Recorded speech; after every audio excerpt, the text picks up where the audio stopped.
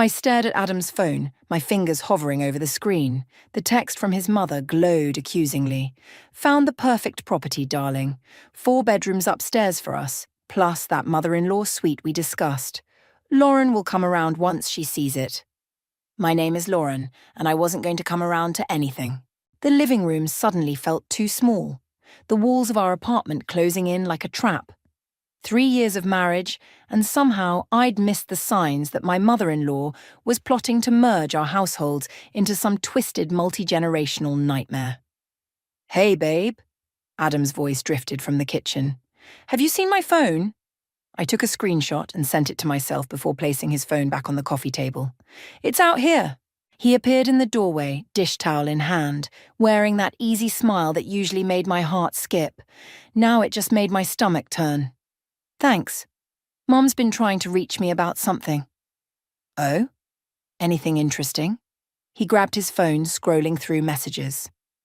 I watched his face, waiting for any flicker of guilt or hesitation. Nothing. Just that same pleasant mask he wore whenever he was about to lie to me. Just some real estate stuff she's looking into. Actually. He sat down beside me, close enough that our thighs touched. "I've been meaning to talk to you about that. Mom's thinking about downsizing." "Downsizing into our lives, you mean?" His smile faltered. "It's not like that. She's just floating ideas about pooling our resources. Think about it. We could afford a much nicer place if we combined households." I stood up, needing distance. "When exactly were you planning to consult me about this life-changing decision?" "Lauren, come on. It's just an idea at this stage. An idea you and your mother have clearly been discussing for a while." I pulled out my phone, pulled up the screenshot, and held it in front of his face. "Mother-in-law's suite you discussed? When exactly did that discussion happen, Adam?"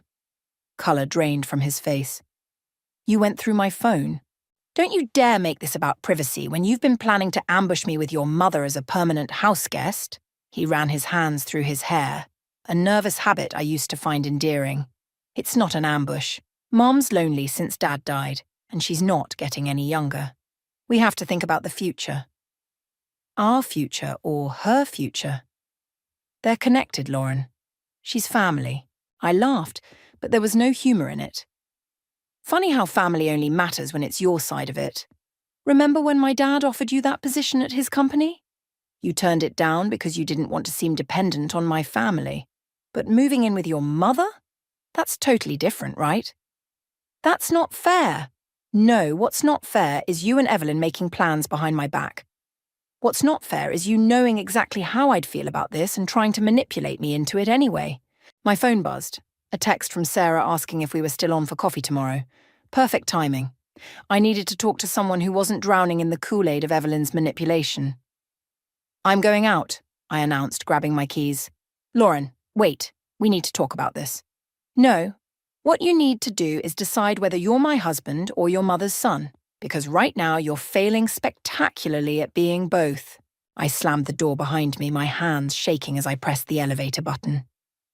3 years of marriage, and I'd just discovered I was in a 3-way relationship with my husband and his mother.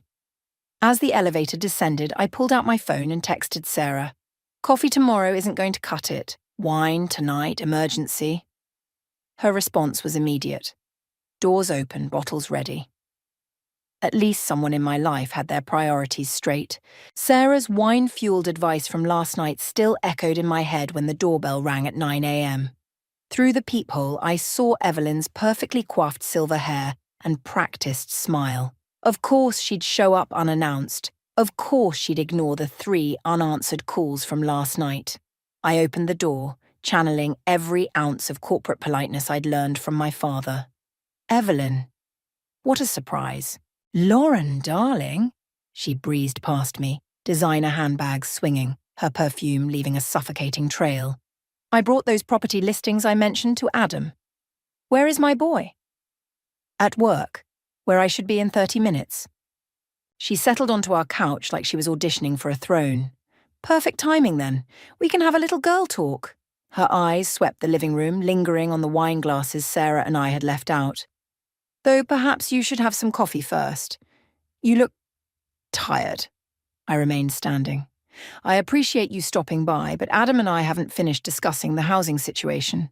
Oh, but that's why I'm here. She pulled out a thick folder. I've done all the research for you both. This way you don't have to worry your pretty head about the details. The condescension in her voice made my teeth ache. Actually, I do need to worry about the details. It's my life we're talking about. Our lives, dear. Family means thinking beyond ourselves. She patted the couch beside her. Come, sit. Let me show you this gorgeous property in Cedar Hills. The mother-in-law suite has its own entrance, so you'll barely know I'm there. I checked my watch. I really need to get ready for work. Still climbing that corporate ladder? She clicked her tongue. You know, Adam mentions how much he misses home-cooked meals. If we lived together, I could teach you some of his favourites. He practically lived on my pot roast in college. Adam's a grown man who can cook his own meals. I moved toward the door, making my exit strategy clear. And I'm a grown woman who can make her own housing decisions. She stood, clutching her folder like a shield. Lauren, dear, I know you think you're protecting your independence, but marriage is about compromise, about family. Funny, I thought marriage was about partnership and respect. The door opened behind me, and Adam walked in, still in his running clothes. His eyes darted between us, that familiar conflict avoidance expression settling on his face. Mom? What are you doing here? Showing Lauren those properties we discussed. She moved to hug him, shooting me a triumphant look over his shoulder. The one in Cedar Hills is perfect, darling, just like we talked about. I watched my husband's face, waiting for him to correct her, to mention our argument, to show any sign of backbone. Instead, he smiled weakly. Mom, maybe now isn't the best time. Nonsense. Lauren and I were having a lovely chat. She turned to me. Weren't we, dear? The lie sat there, daring me to challenge it. I grabbed my work bag instead. I'm late for a meeting. Adam, we'll talk later. Lauren, he started, but I was already out the door.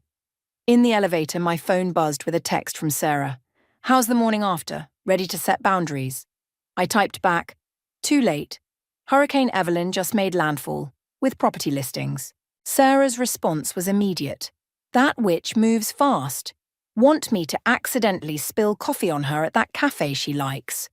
Despite everything, I smiled. Then another text came through, this one from my father. Monthly review meeting moved to 10 a.m. Bring the Thompson account numbers. I stared at my father's message, an idea forming.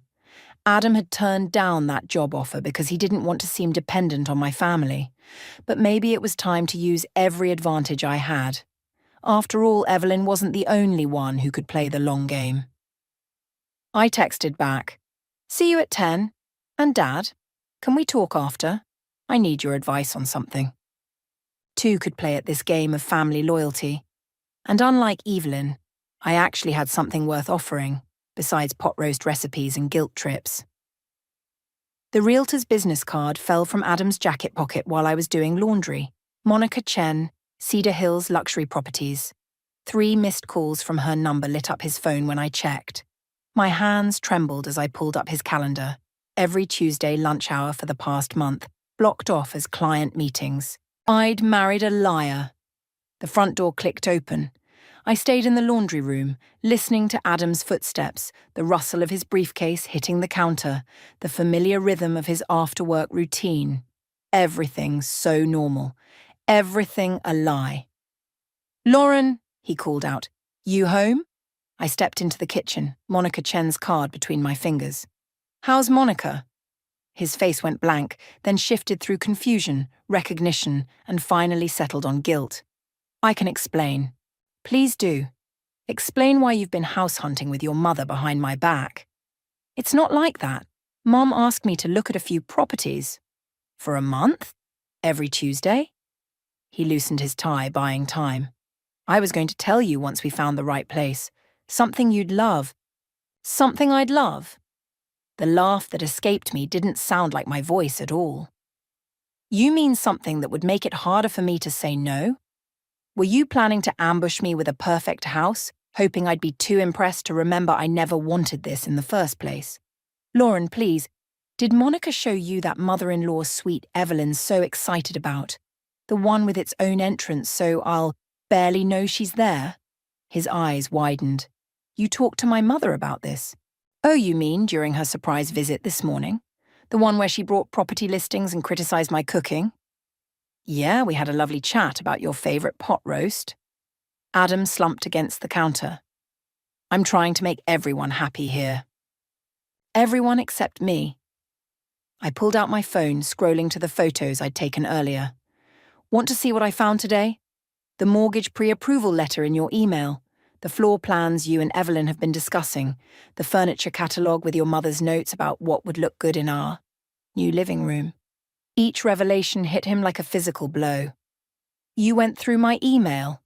Funny how that bothers you more than lying to your wife for a month. I wasn't lying, I was... He ran his hands through his hair.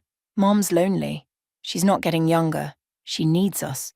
No, she needs control. And you're giving it to her at the expense of our marriage. That's not fair. Fair? I slapped the realtor's card on the counter. You know what's not fair? Planning a future that affects my life without including me in the discussion. Making decisions about our marriage with your mother instead of your wife. Lying to my face every Tuesday while you played house with Monica Chen. His phone buzzed, Evelyn's face lighting up the screen. Of course. Go ahead, I said. Answer it. Tell her how unreasonable I'm being. Tell her how I snooped through your things and ruined the surprise. I'm sure she'll have plenty to say about that. Lauren, stop.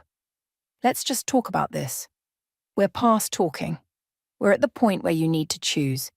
Are you my husband or her son? Because right now, you're failing at both.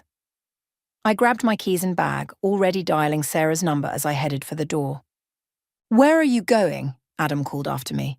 To look at apartments, ones without mother-in-law suites. His phone kept buzzing as I left. I imagined Evelyn's fury when she learned her perfect plan was unraveling. The thought should have given me satisfaction, but all I felt was a hollow ache where trust used to live. Sarah answered on the first ring. What's wrong? Remember when you said I needed to set boundaries? I stepped into the elevator, watching the doors close on my married life. I think I just burned them all down instead. Good, she said firmly. Now let's build some new ones, starting with that spare room I just cleaned out. As the elevator descended, I thought about my father's offer from this morning, the executive position still open in his Singapore office. Adam had made his choice. Maybe it was time I made mine. 3 days at Sarah's apartment had given me enough clarity to return home and pack properly. I hadn't expected to find Evelyn already there, sitting at my kitchen table like she owned it. Adam stood by the window, his posture screaming defeat. Lauren, darling. Evelyn's smile was razor sharp. We've been waiting for you. My house keys clattered against the counter. How did you get in? I gave her a key, Adam said quietly, for emergencies. Of course he had. I moved toward our bedroom, but Evelyn's voice stopped me. We need to talk about your behavior. My behavior.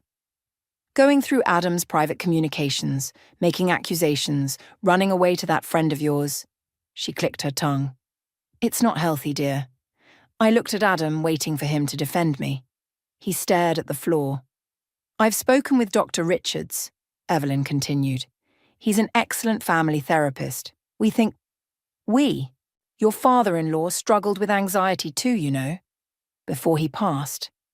Sometimes we don't realize how our fears affect our judgment. The pieces click together. You're trying to make me sound unstable. We're trying to help you, dear.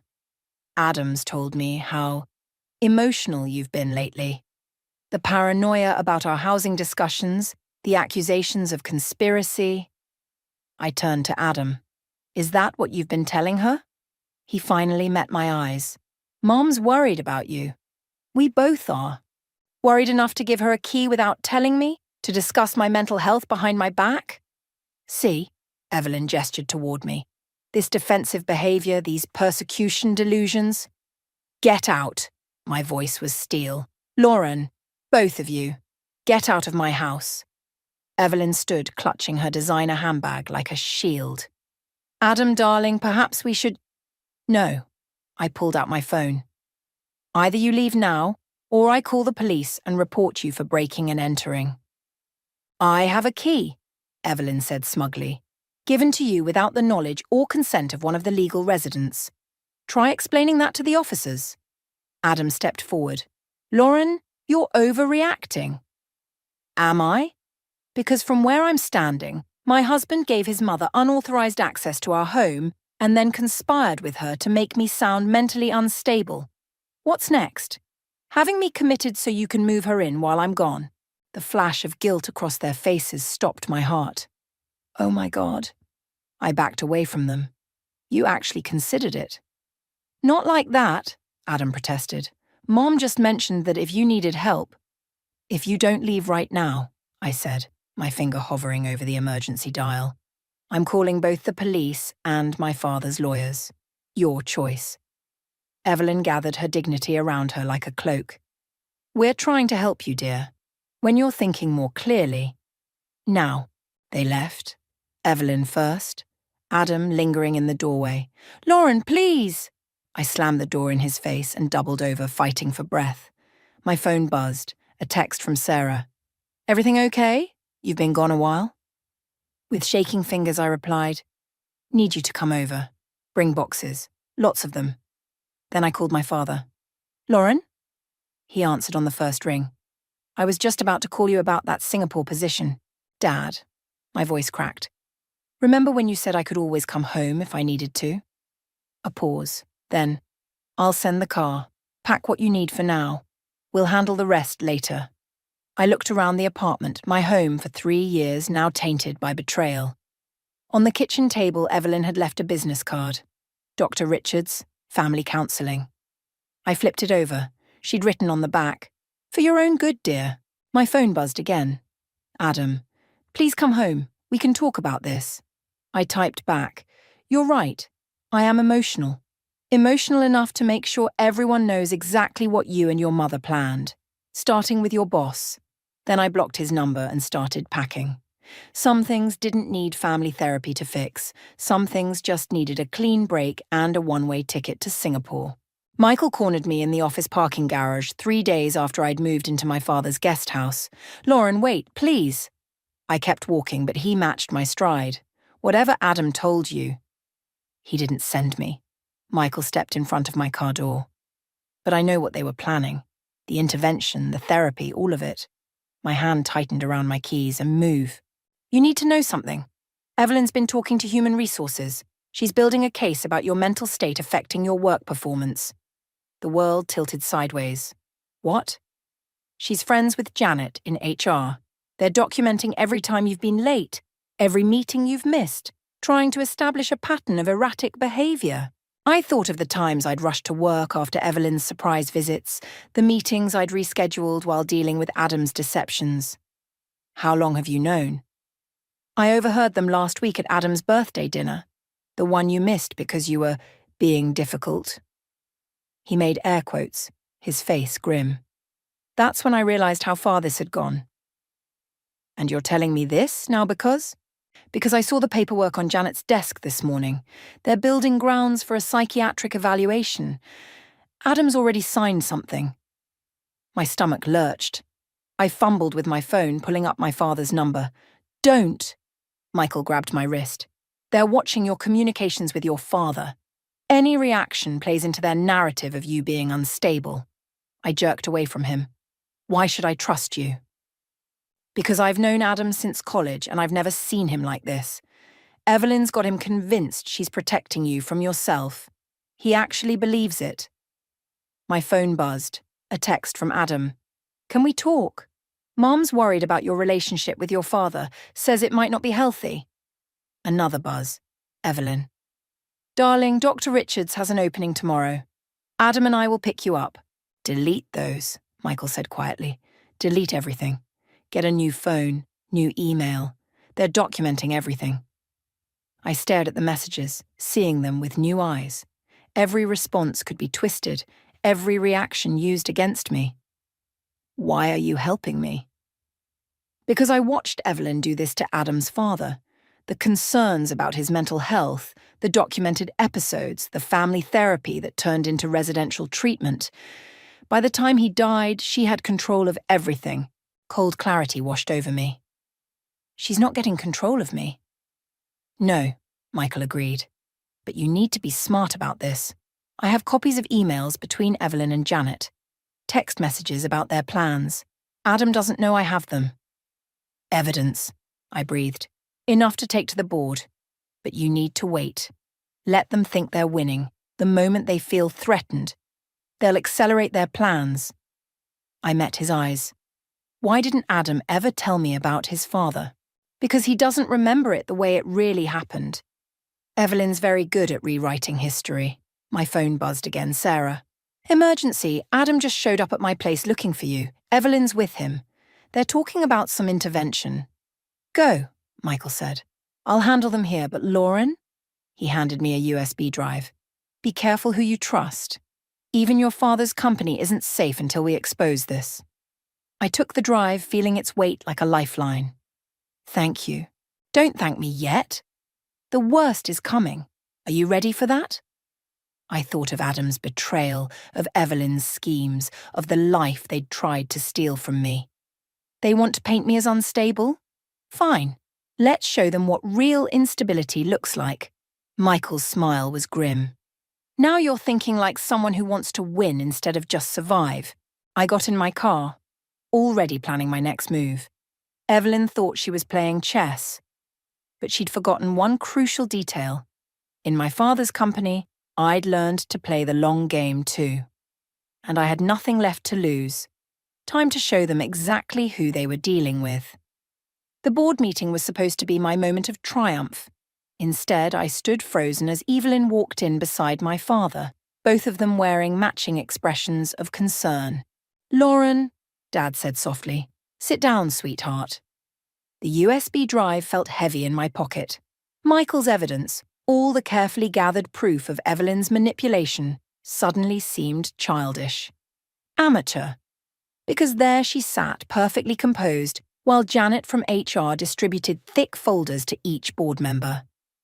As you can see, Evelyn began, her voice dripping with maternal concern, the pattern of erratic behavior has escalated significantly. I looked at my father. Dad, let them finish, Lauren. His eyes were tired, disappointed. Janet clicked through a PowerPoint presentation, screenshots of my texts to Adam, emails to Sarah about Evelyn's schemes, my browser history researching gaslighting and psychological manipulation. All of it twisted, reframed, transformed into evidence of paranoid delusions. The stress of her position, combined with these conspiracy theories about her mother-in-law, Janet paused meaningfully. We're concerned about liability. This is insane. I pulled out the USB drive. I have proof. Of what, dear? Evelyn's smile was gentle, practiced. That I wanted to help my family stay close? That I worried about you working too hard, pushing yourself too far? You manipulated Adam, just like you did to his father. Lauren. Dad's sharp tone cut through the room. That's enough. I looked around the table at faces I'd known for years, people who'd watched me grow up in this company, all of them carefully avoiding my eyes. We've spoken with Dr. Richards, Evelyn continued. He's recommended immediate stress leave, followed by a comprehensive evaluation. The pieces clicked together. You're forcing me out. We're helping you, Dad said. Before you do something you can't take back. I laughed, the sound brittle, like expose how Evelyn manipulated her way into controlling her husband's medical decisions, like revealing how she's doing the same thing to Adam. You see? Evelyn's voice trembled perfectly.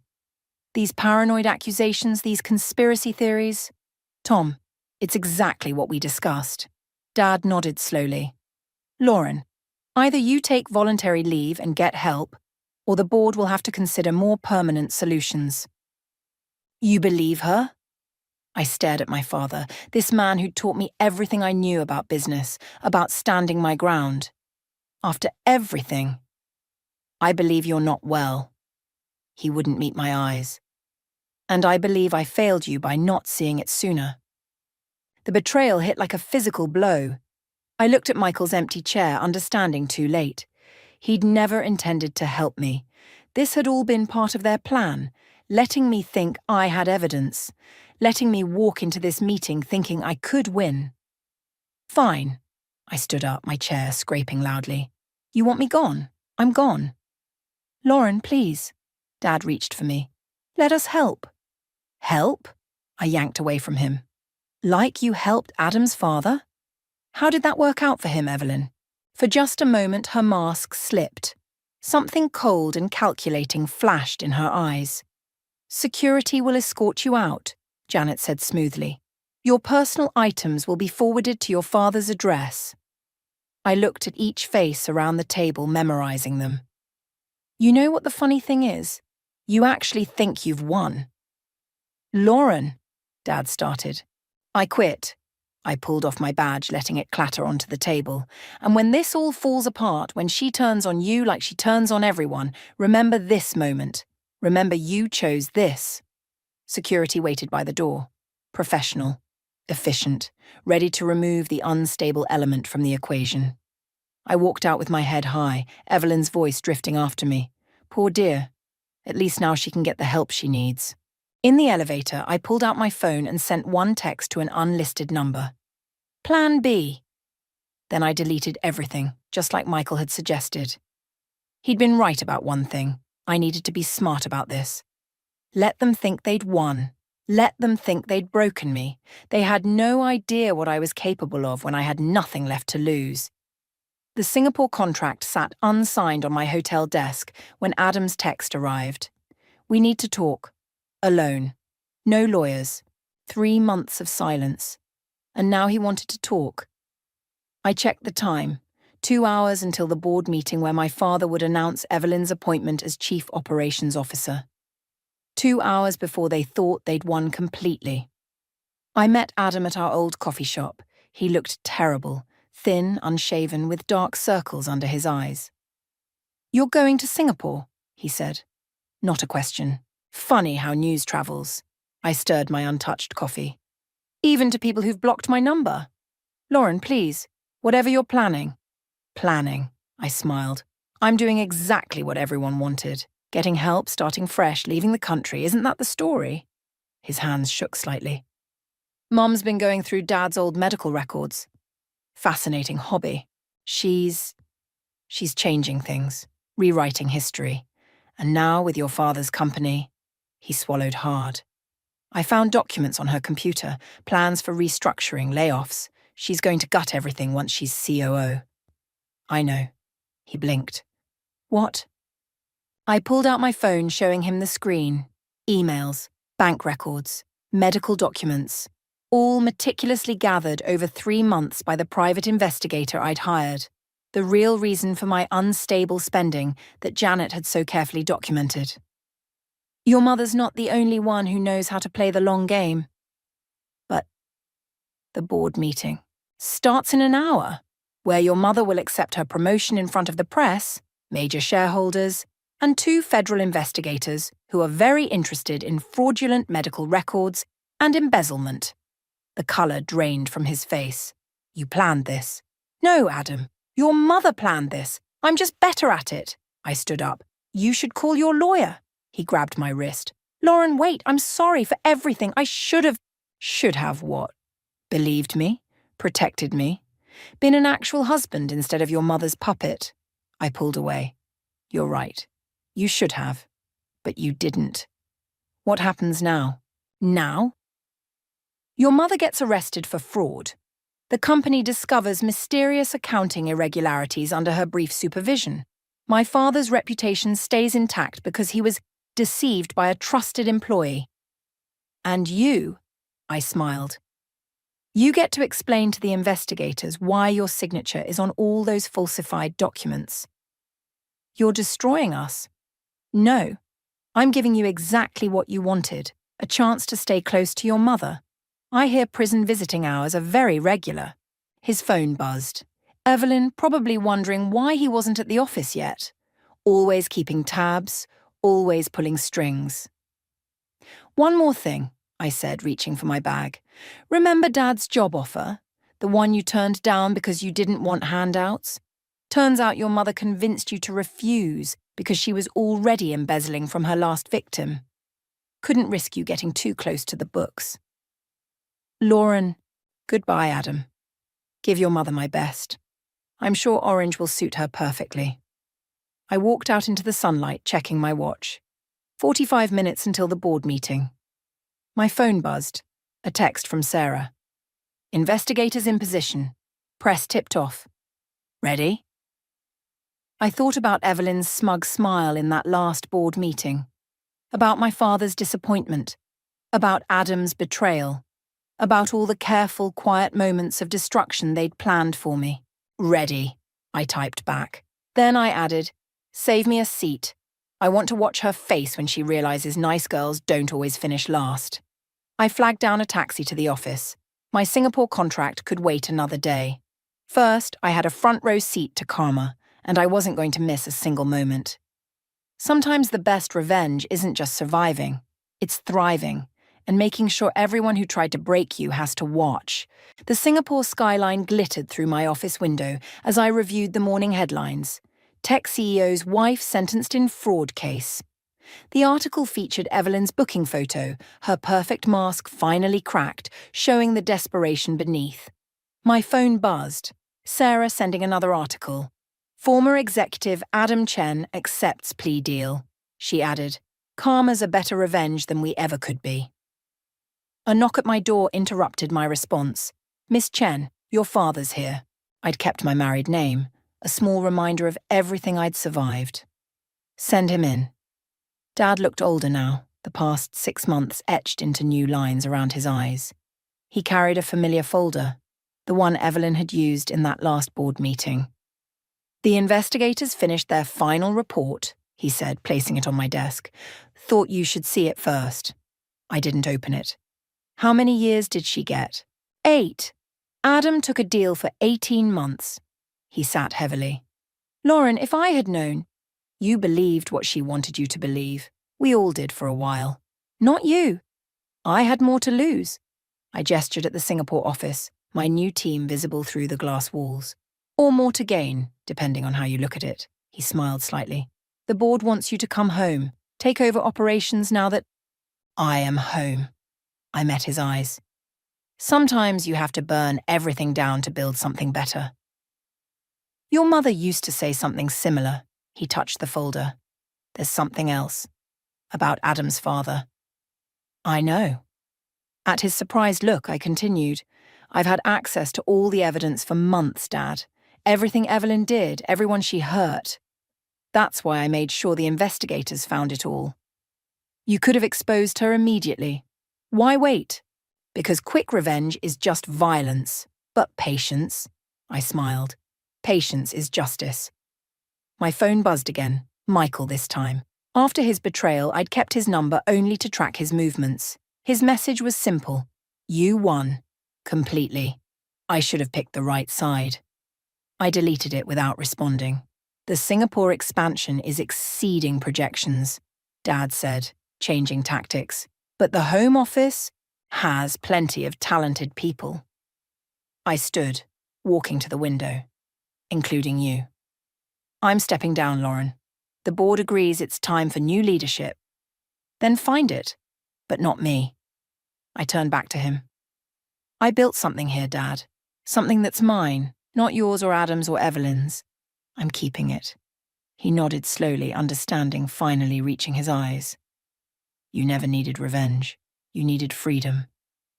Maybe they're the same thing sometimes. Another knock. My assistant with afternoon meetings waiting. Dad stood straightening his tie. Have dinner before I fly back? Next time, I said. I have plans tonight. After he left, I opened my personal email. The message I'd been waiting for had arrived. Confirmation of Adam's father's exhumed autopsy results. One last piece of evidence that would ensure Evelyn's 8 years became 15. I closed the email without forwarding it to the investigators. Some weapons you keep in reserve just in case. Some debts stay on the books, gathering interest. My phone buzzed one final time, a text from an unknown number. I underestimated you. E. I smiled, thinking of Evelyn in her prison cell, finally understanding what real powerlessness felt like. She taught me well in her way. Taught me how to play the long game, how to wait for the perfect moment, how to turn weakness into strength. I deleted her message without responding. Outside my office, my team waited with updates on our latest project. Through the glass, I could see their energy, their drive, their loyalty, earned, not demanded. Sometimes the best revenge isn't destroying your enemies.